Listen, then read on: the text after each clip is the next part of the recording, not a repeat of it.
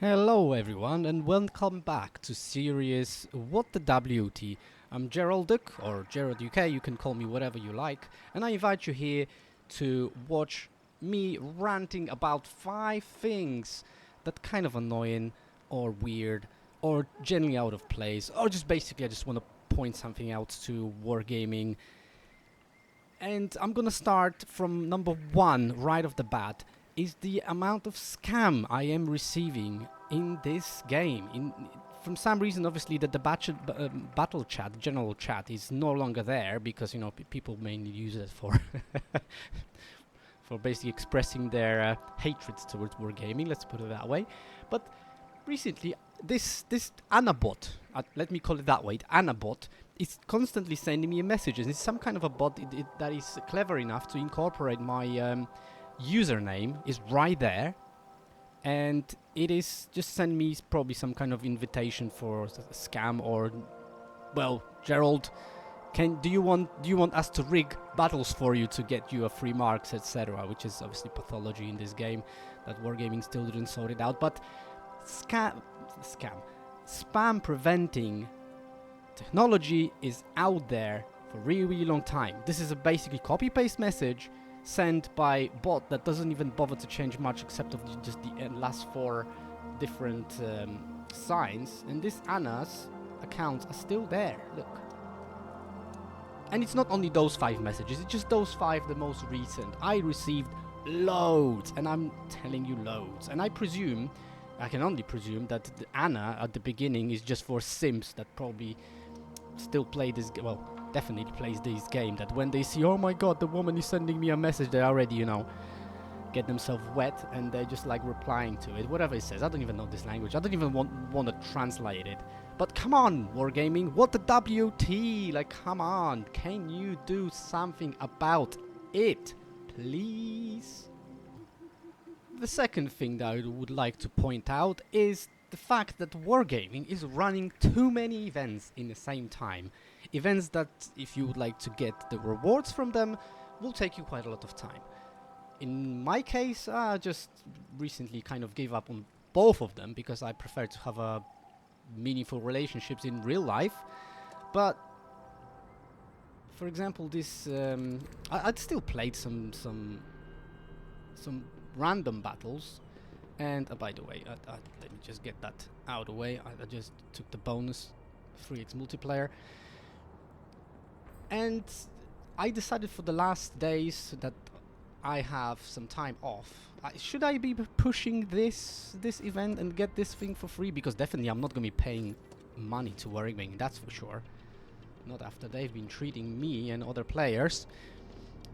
Or should I maybe just push Onslaught a little bit and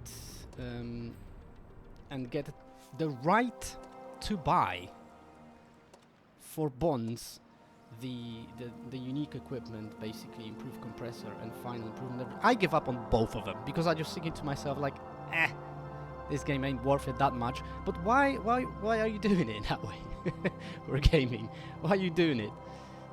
Just want to point it out. That's too many events that takes too much time.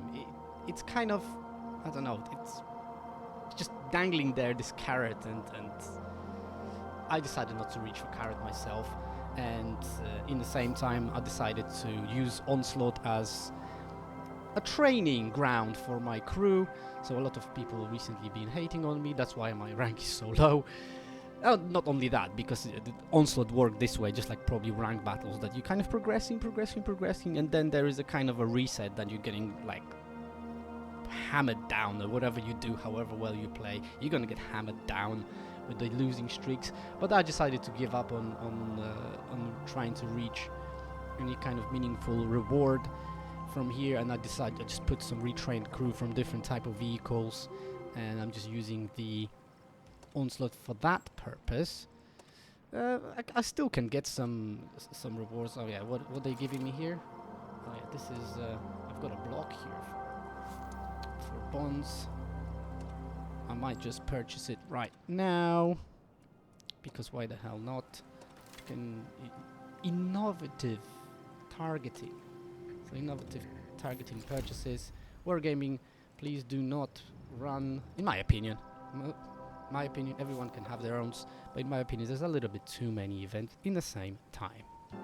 Number 3, and this will still relate to Onslaught, because there's a bit of a mess, in my opinion, with the perks, and the reason for it is, now at the moment you can pretty much do something about it. For example, here I've got E3, and I like to have on my commanders sound detection perk that allows me to obviously find out before I'm gonna get annoyed to annoy the a crap out of me by artillery. But in Onslaught you can't play artilleries, which I have to admit, Wargaming done a good thing that they actually implemented it, because artillery was absolutely useless. It was only used for trolling. I did some of that myself. But at the moment, obviously you can go and reset, but this reset option will be gone, I believe, tomorrow, and you won't be able to reset your perks for free anymore. In my case, for tomorrow, depending obviously whenever you actually logged into the game after they decided to change this thing that no one asked for. From some reason, that's what Wargaming does. But sound detection is useless, completely useless in Onslaught. So you could basically just put anything else and you would actually do something good for you rather than that. But this is over. And my suggestion would be, there are different kind of things going on in battle in Onslaught where you can actually get artillery, for example, and you can incorporate some form of usefulness using that perk in-game, in battles of Onslaught. For some reason, Wargaming just didn't figure it out. So, yeah, what the WoT. Number 4, and I'm gonna still stay within Onslaught subject. There is actually some kind of a sign of using brain in World of Tanks, not in World of Tanks, in Wargaming, among Wargaming stuff, because they did allow some of the reward vehicles in Onslaught. For example, here I've got M60 that is allowed, and Forge 155 is allowed. I don't play them really, but why the hell they not allowing other vehicles? Like, say if we're gonna go to garage and gonna enter the normal regular random battles, and we're gonna choose vehicles from tier 10, and we're gonna put there reward vehicles. I understand why they would prevent people from using in Onslaught Chieftain and Ebola object, the 2A, whatever the name of that number is there. But in the same time, oh yeah, and object 907, that would be definitely, and maybe you can squeeze that to 260, but not necessarily. But you could actually choose and pick those vehicles that are actually overpowered. Clearly in tier 10, they can be considered in tier 11, and only selected amount of players can get them, plays with them, and normally it's a good players. They will basically be outperforming just because they have the better vehicle.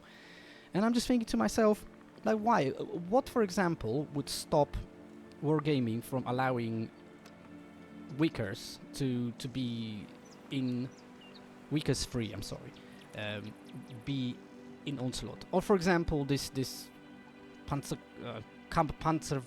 Okay, I'm not gonna be repeating it. I'm just out of the flow. I want to be able to repeat it correctly, definitely. I don't want to insult all my German friends. But yeah, probably some of them after this video will be teaching me how to pronounce it properly. But certain vehicles, like what I can't see anything wrong about, for example, implementing 114 SP in Onslaught. That's definitely not overpowered. I don't know.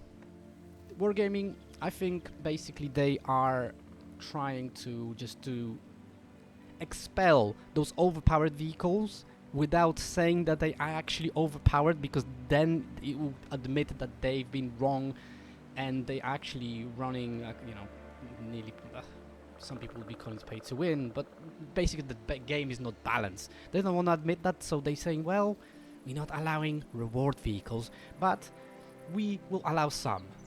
It's weird. And when it comes to Onslaught also, they allowing this, they're giving to players this 7v7 vehicles, and I think I even I actually took the crew out, and I completely removed them from barracks.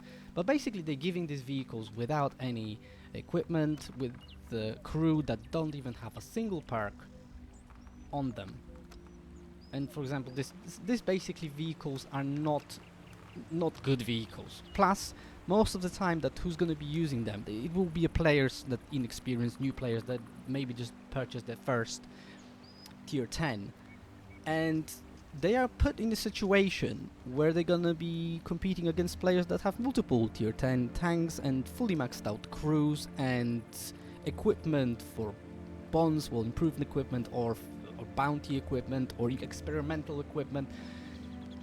A lot of that these days, and those players are kind of, they're gonna be more likely to be detrimental for their team than not. And I think that this is basically pretty silly for Wargaming.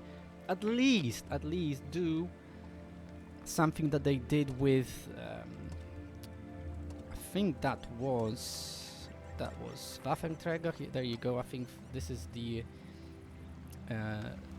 one giving to us to play for limited amount of battles. I bet that one day they're gonna try to sell it for fortune. Never gonna pay anything for them, for this products. So this is what's the name of it? WT, the Waffenträger E100 from recent events. But they noticed that it probably would be pretty silly to actually give this out and let it out on the battlefield with crew that is basically very, very poor. Why cannot give Onslaught 7v7 vehicles some sort of equipment so that people can try it? Because obviously those vehicles cannot have also field modification. Why they also cannot give them a crew similar to that one with 4 perks fully trained? Why not? What's stopping you, Wargaming? Why are you letting out inexperienced players in weak vehicles against better players?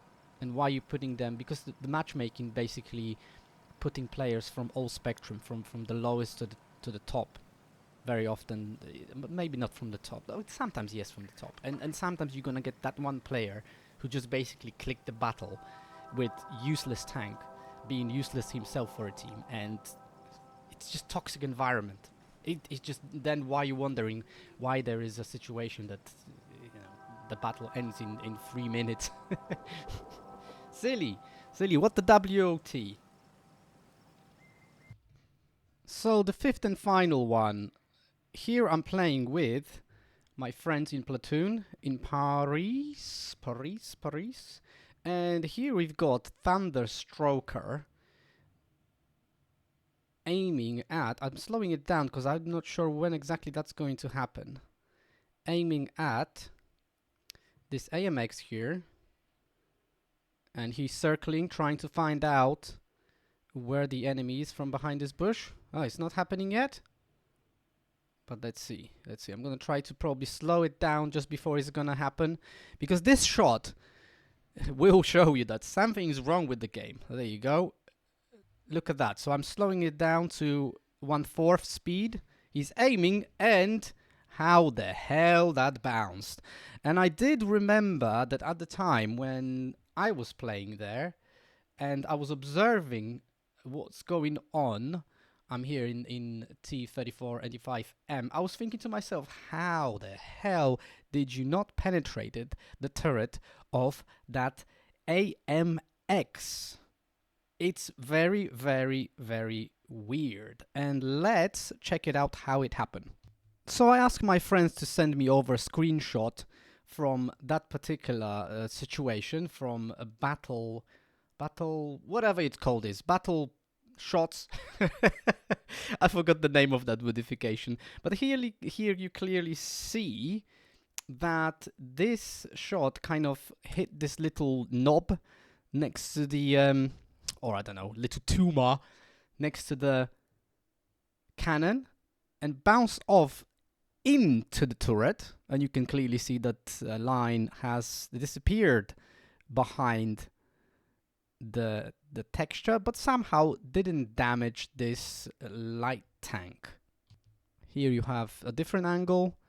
You can clearly see that the shell actually went into the tank.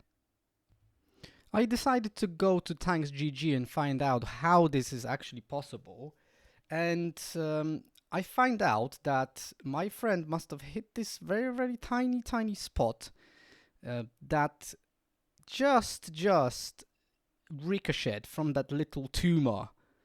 Very, very little possibility for the odds of hitting that is very, very small. But then, when you're thinking about it, rest of the tank here is only 30 millimeters. So considering the fact that this is 88 centimeters, it's like, how would that not even penetrate? Because obviously it's possible that something's gonna ricochet, but if you hit, it shouldn't be penetrate. It shouldn't be ricocheting twice, right?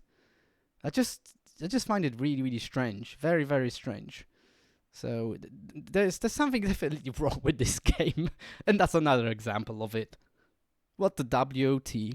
So this was 5 different items that make me think, what the WoT? What the hell Wargaming? What the hell World of Tanks? And that is end of this video. Remember, Wargaming is taking us through a lot of BS, so do not reward them with your money. Respect your money by take a revenge on Wargaming by respecting your money and do something else with it. Don't waste on this game that basically taking you through all this BS. But well, you do you with your money. I personally, money that I would spend on this game, and back in the days, regretfully I did. Now I'm building a nice portfolio on internet computer, ICP ecosystem, fantastic cryptocurrency project, not a financial advice, but you know, just saying because some people are asking me. And yeah, so I recorded this video very, very, very quickly on the flow. If you liked it, leave me a thumb up and subscribe maybe for more. But maybe I'm gonna add some more. Check out other videos. I'm Jerrold UK, and I'll probably see you in the next one and next time. So cheers. Bye.